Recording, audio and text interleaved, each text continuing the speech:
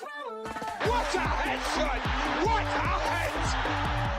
How's it, guys? This is Dayvy, FPL, and welcome back to the Fantasy Premier League video here on my channel. Now in this video, I'm going to bring you guys the Game Week 9 team selection. So no, a little bit of an early team selection. I usually create the team selection about a Wednesday or a Thursday, but the reason I'm doing it at such an early stage of this midweek is that the players that we're potentially looking to bring in with those free transfers might rise in price in the upcoming days. So I wanted to get this news out as soon as possible, and also I'm pretty certain on my transfers for this week, so no need to wait, let's get the video out there. If you guys also watched last week's video, you would have known that I did use the wildcard for Game Week 8. So first of all, for this team selection, I'm going to be taking a look at how the wildcard actually paid off. If it didn't pay off, what was the score for Game Week 8's total points? And then we're obviously going to look at the free transfer plan as well as the final team selection going into that Game Week 9 deadline. If you guys don't know, the Game Week 9 deadline is also going to be on Friday evening, so make sure you guys don't miss out on it. I want those transfers and those captaincy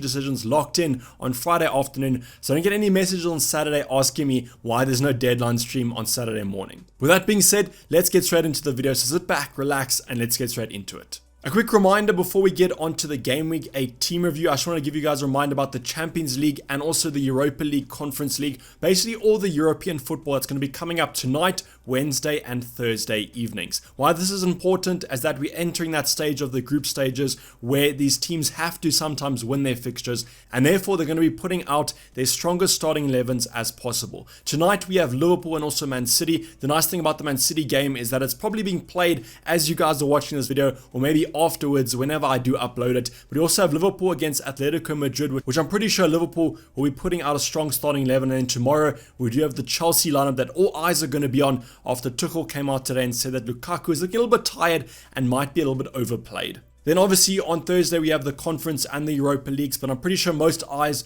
will be on the Champions League just because those teams are slightly higher in quality. But now getting onto the Game Week 8 team review, and as I said, we did use the wildcard chip, and that's why the starting 11 might have looked a little bit different if you guys weren't watching any FPL content over the international break. But the wildcard, did it pay off? I do think so. It did score more than my team would have if I didn't use the wildcard. We did get a green arrow. It wasn't as big as I probably would have liked to, but I'm never going to kind of disregard a green arrow, and any green arrow is going to be a good game week. In terms of the wildcard selection, you guys will have seen here that it was quite a weird formation that we actually ended up playing, but as I go through the positions, I'll explain why I went for these certain players and how the thinking actually did pay off in the end. I'm going to start off with the bench because it actually was quite an interesting bench game week. Starting off with Foster, nothing much to talk about there. He did keep his place though. Bachmann was on the bench if memory serves me right. So we might actually see that Ben Foster has won that starting position. But after conceding 5 goals to Liverpool, although I don't think it was Ben Foster's fault actually, I think they would have conceded a lot more if he wasn't a good goalkeeper. I just think that this might be kind of the end of Ben Foster, and I think the new manager might shake things up and go for Bachmann between the sticks. But we'll be seeing in the team selection if we actually do kind of play the odds and hope that Ben Foster does play, because overall, Watford do have a better fixture in Game Week 9 than Brighton do. But going on to probably one of the disappointments of the game week, but after seeing how that Leeds Southampton game actually ended up playing out, Adam Armstrong might have not even got any returns anyways after Southampton only winning 1-0. But Adam Armstrong being benched, not even being brought on. However, I do think at that stage of the match, they might not be looking for a goal, and that's why they went. But they did actually bring on some other attacking options. So it just shows you that in the Southampton manager's mind, Adam Armstrong is completely out of it. And from an attacking point of view, obviously can't be relied on. And that is a little bit worrying considering that Southampton's fixtures are so strong going forward, but not the end of the world. As I always said, Adam Armstrong was a punt, and I didn't really expect too much to come out of him. And the nice thing is, we'll be discussing in the transfer plan, there's some easy routes out of Adam Armstrong at the same price bracket. But if you are a Southampton fan, you can drop your comments down below. What do you think is going to happen with Armstrong? Do you think he'll play against Burnley, or do you think he's going to be benched for the foreseeable future now that Che Adams is out with that injury? The next two positions in Mbeumo are one of the more interesting players this week against Chelsea. Now, Brentford actually put in a good shift against Chelsea. I think they were a little bit unlucky to actually lose in the end. If you guys did watch that fixture, around the last 20 minutes were absolutely in Brentford's favour. And Mbeumo goes and hits the post or the crossbar twice. I can't exactly remember if it was the crossbar or the post, but I definitely can recall him hitting the post quite late into that game after quite a good run that he had in the box. But I think that takes Mbeumo up to about 6 or 7 shots off the woodwork just this Premier League season. So if he manages to actually tie his shooting boots, I think that he could be on for some hauls in these upcoming game weeks. The final player, Douglas Louise, was subbed before that clean sheet of Aston Villa was actually demolished by Wolves. Wolves ending up winning that game 3-2. But coming off in about the 67th minute, if I do recall, picking up a nice 3 points. But it just worries me a bit that he was taken off, considering that they were winning that fixture. Wouldn't you just leave Douglas Louise on? Maybe there could be some rotation these upcoming game weeks. But with Douglas Louise, going to be third on my bench probably most game weeks. But now let's get on to the starting 11, and as I said, this wildcard was quite an interesting one. 5-3-2, the formation was actually going to be a 5-2-3, but Adam Armstrong didn't feature in that Southampton game, so we did get Andros Townsend off the bench. Starting off in goal, we went for Sanchez just because I had a little bit more faith in that Brighton defence than I do the Arsenal defence, and that kind of thinking did come true. Arsenal conceding last night against Crystal Palace twice, whereas Sanchez against Norwich, that game was completely boring, ending 0-0, but at least this has been the second game week, I think, in a row that Brighton have kept a clean sheet. Tough fixtures upcoming, which we'll all monitor in the team selection, but Brighton's defense has looked quite solid, so I'm expecting at least a couple more clean sheets from Sanchez up until that second wildcard. Now the back five formation, now the reason that I did go for a back five was from a forward department and especially a midfielder department, there weren't too many midfielders that I had my eye on. The one that I did have my eye on was going to be Heung-min Son. Came out that he actually had a false positive test, so that news was actually correct that he did test positive, but he did still feature against Newcastle on Sunday because, as I said, was a false positive. So a little bit annoying there, maybe if Son was back in contention and we didn't have news that he could potentially miss out on game week 8. I might have gone for him. But that's in the past. We've got to focus on what we have in front of us. And what we have in front of us is going to be an alternative back five. And why I'm saying alternative is that you can just see there 6-1, 6-1, 6 in terms of the returns. So we had some clean sheets, no attacking returns, unfortunately. But in terms of the players that came off the bench, Ruben Diaz and Reece James, which is pretty much the worst thing that could have happened. If they did manage to stay on, I would have probably been about 4 points better. But at the end of the day, I have to take the risk of playing these options as their respective teams actually did keep clean sheets in the end. I'm going to start off with the Chelsea assets. Firstly, Azpilicueta and Reece James. News did come out that Rudiger was going to miss game week 8, and that's why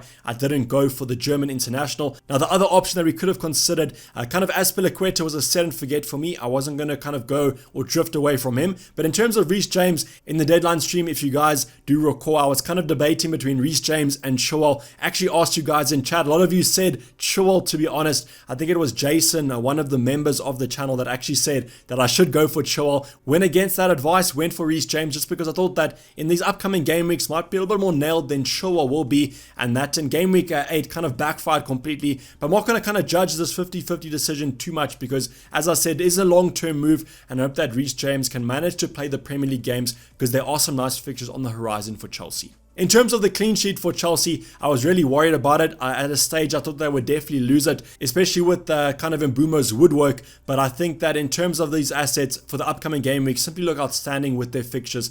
I can always rely on this Chelsea defense to hopefully get me some clean sheets. Going on to the Man City asset, this was kind of a guaranteed clean sheet. If you guys had Man City defenders, all they had to do was start and play 60 minutes, and you basically had locked in a clean sheet. Now, Cancelo did actually play against Burnley. He was, out of these two, between Cancelo and Diaz, I was more worried about Cancelo than I was Diaz, and that's quite ironic considering that Cancelo got the clean sheet and Diaz came on in about the 70 minute. Now, Cancelo didn't have any attacking threat. I think that Man City might have struggled with the finishing product, but I mean, he's such a good option for these upcoming game weeks, and that Man City defense is rock solid at the back, so even if they do have tougher fixtures, I can still rely on them to hopefully get me some points. Now with Diaz, I think you guys can admit and won't be too angry that I'm a little bit salty about him, but that's just something that we have to put behind us. I think this is kind of the one season rest that Ruben Diaz will have, and I think for the majority of the upcoming games, he'll definitely play in that centre back slot. Then the last player to talk about is going to be Trent Alexander-Arnold, a new addition to the wild card. A new addition, I'm saying, just because in the last couple of days we did add him to our final draft, considering that Klopp came out and said that he should be fine for Watford.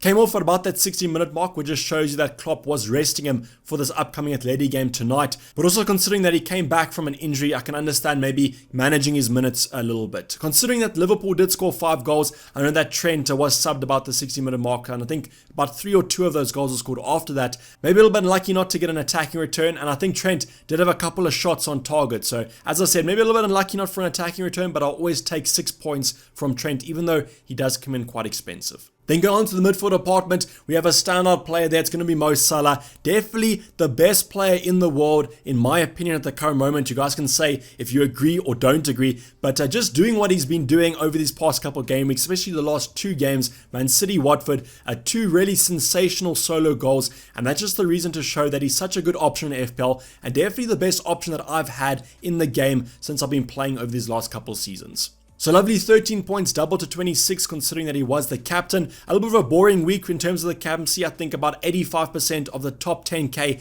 captain Mo Salah. So I'm pretty sure all of you watching this video probably did as well. Nothing much more to say about Mo Salah, just that he's such a good option in FPL, and definitely if you don't have him, I would be bringing him in even though Liverpool have some tougher fixtures coming up. Now, Andros Townsend against West Ham was never meant to come off the bench, but unfortunately because Adam Armstrong was benched and didn't come on, he came off for his 2 points, and I was a little bit excited about that West Ham game. There was a potential for maybe Everton to do something, but at the end of the day it was quite a boring one, and unfortunately Andros Townsend didn't get anything. Now going on to our punt in the midfield department, that's going to be Trossard of Brighton, considering they were facing Norwich and Rafinha was going to be missing game week 8, at least from my expectation. I decided to go for Trossard on a wild card just because I could always do the transfer this game week of Trossard to Rafinha. Unfortunately, Trossard also hit the woodwork. A little bit unfortunate there for him not to get a return. And as I said with Sanchez, that Norwich-Brighton game was a little bit underwhelming, and Trossard came out with no attacking returns.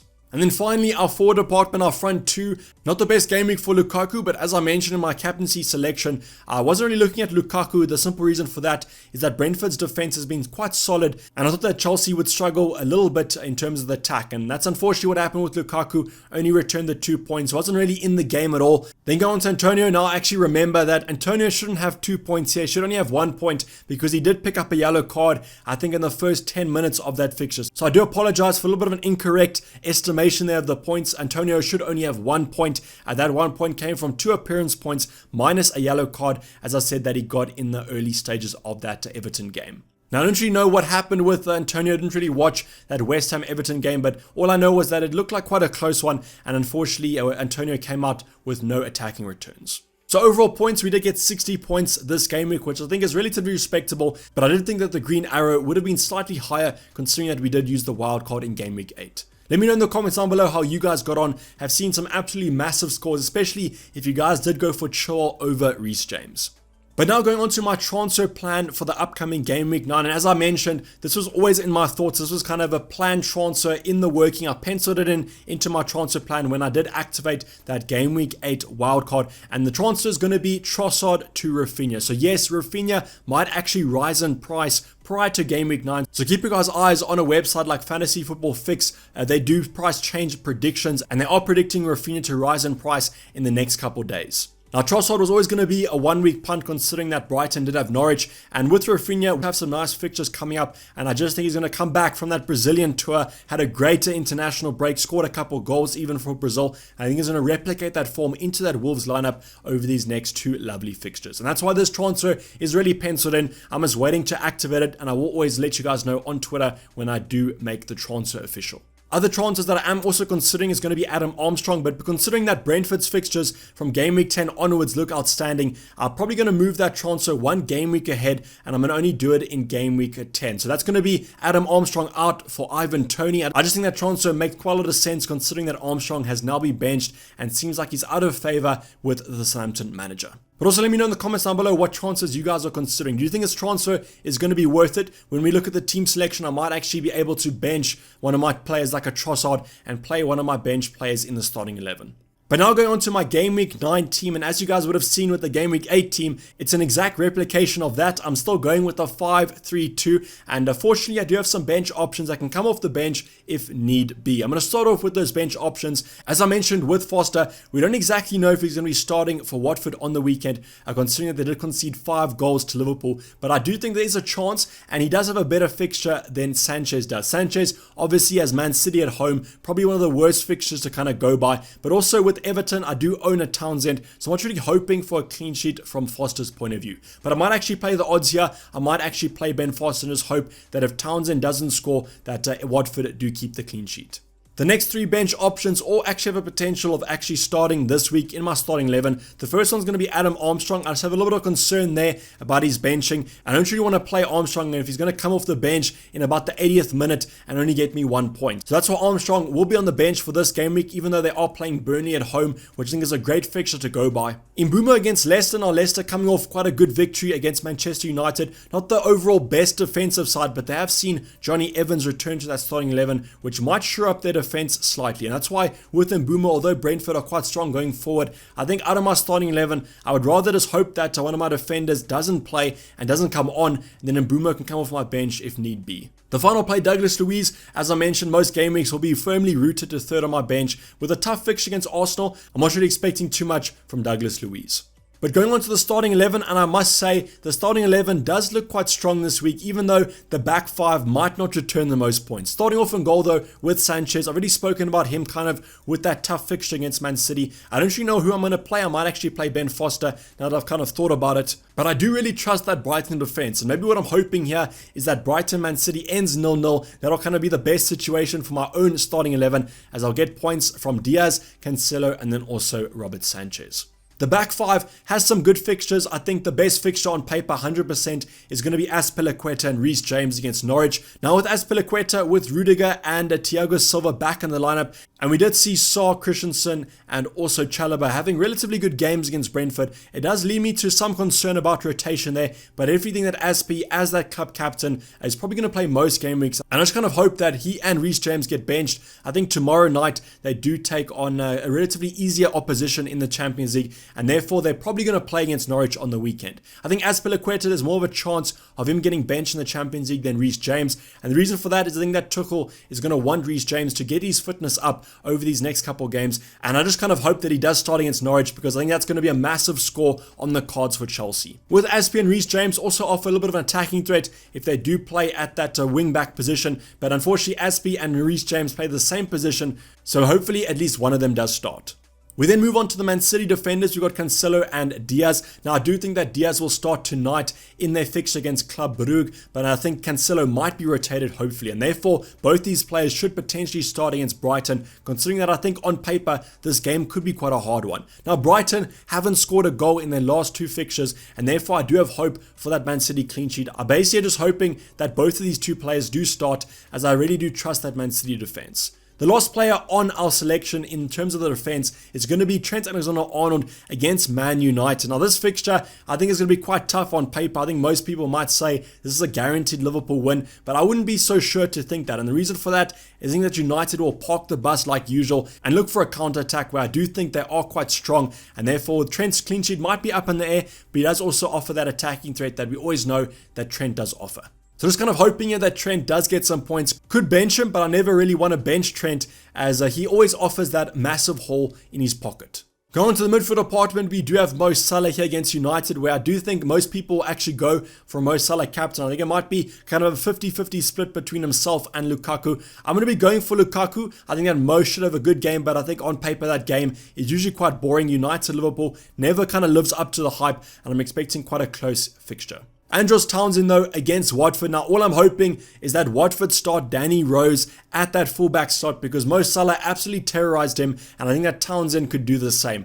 Danny Rose not looking in the best of form at the moment, not looking in the best of shape, so I think that Townsend and Everton could have quite a lot of fun on that flank, and that's how I just hope that he starts and also Danny Rose does. The final play in the starting 11 is going to be Rafinha against a Wolves side that conceded 2 goals to Aston Villa. Now, I usually do trust Wolves' defense, but I think that Leeds could hopefully, because this is a home fixture, get some attacking returns, and I'm just hoping that Rafinha comes back into that starting 11 absolutely flying after quite a good international break. Then moving on to our forward department, and as I mentioned, Lukaku is going to be the captain for this game week. I think this is such a good fixture on paper. What I do hope is that he gets benched in the Champions League tomorrow night, and therefore he should be ready to go for Norwich. And I think this could be a massive score for Chelsea and a massive haul for Lukaku if he does manage to start that fixture. The final play in the starting 11 is going to be Antonio from West Ham. Now, on paper, this fixture might be quite a close one. It is a London derby, but I just think that Spurs' defense has not looked great as well, and therefore Antonio could exploit maybe those centre-backs. I'm just kind of hoping that Antonio does get something out of this fixture. I took a little bit of faith keeping him on the wild card. Doesn't have the best fixtures coming up, and that's why if he manages to squeeze a goal and assist, I'll be perfectly fine with that. But considering the form that he is currently on, from the start of the season, got off to a great flying start, but since game week of 4 onwards, hasn't looked up to the standard that he started with, and therefore I'm a little worried about the Jamaican forward. But this is going to be our starting 11. Let me know in the comments down below who you guys are captaining. Are you going for Mo Salah, the consistent option, or are you kind of going a little bit differential maybe with the Lukaku? However, I think between these two options, most players will probably go for one or the other. But this is basically wrap up the video, guys. Hopefully you did enjoy it. Please don't forget to like it if you did, and subscribe if you have not subscribed yet. As I did mention, the deadline is going to be on Friday evening, so make sure your guys' teams are locked in, or at least create a bust team after watching this video, just so you are a little bit more safe and secure. But I'm going to be signing off. It's been Dayvy FPL, and I'm out. Cheers. Bye.